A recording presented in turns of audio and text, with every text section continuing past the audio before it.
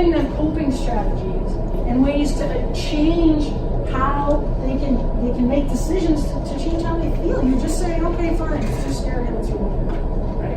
Like, it's the same thing I should have said to if I said to my son, all right, I'll go ask Aunt Julie for the piece. What would that teach him? It would teach him anything, right?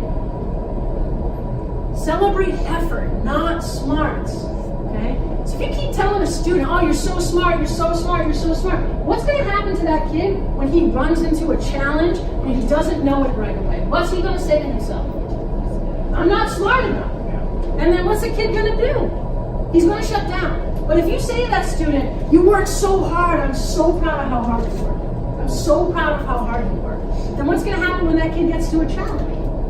You're like, I'm going to keep going because I work hard, and that's celebrated. So you want to teach parents that we've got to celebrate effort. We can't just celebrate the end. Like, oh, you got an A, my kid must be so smart. No, maybe they work really hard. We all had that one, and maybe it's one of you in here, I don't mean to offend you, but in school we always had that one friend that didn't ever have to try and got all A's. Right? How many kids were like that though in high school? It wasn't a lot, right? You always just seemed to be friends with the one. Right? And there you were successful, but you didn't work your butt off. Yeah? Right? And that was always frustrating. So not every, and I'm not saying you're dumb, please don't take it that way. But like, you celebrated your hard work and your effort, and that got you to keep working and to persevere.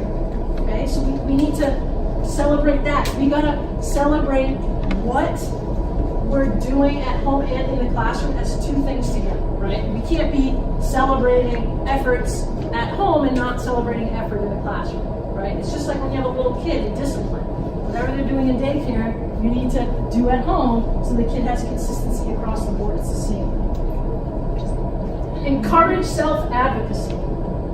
So this is again the example of my son in the train track, right? I encouraged him to go ask the question himself.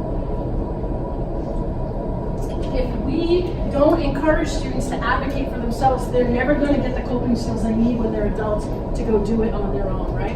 You have a student who can't talk to their teachers in high school, what is going to happen if they go to college? It's just like, you can think of that, because college is all self-advocacy.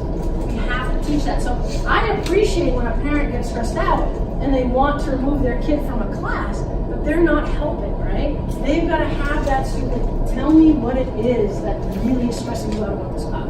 Is it that you don't understand the quadratic formula? Is it that the teacher said, like, advocate for yourself? Where do you struggle? What is it that you don't know or that you're struggling with?